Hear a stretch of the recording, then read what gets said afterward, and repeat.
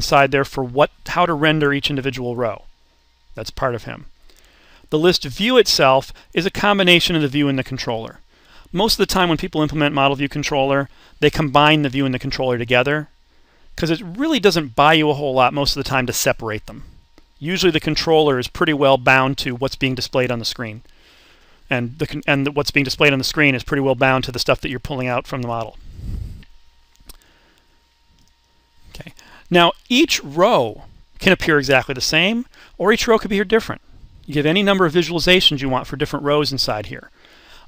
The way we do this is each row is represented by a view, usually a view group. So you can display data however you want for that. The list view comes back to your adapter and asks a couple questions. He says, how many different ways are there representing rows? And you return an answer for that. And then for each given row, he comes back to the adapter, which version of the row view should I use to display for this row? The list view will then cache any previous views of that type and reuse them if possible.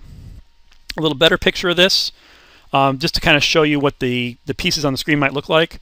Let's say that I have that darker area is the actual visible part of the list, and A, B, C, D are 4 rows. A, B, C, D are the views that are being used to represent 4 rows, the first 4 rows here. The user starts to scroll up, I still have those same views on the screen, A, B, C, and D.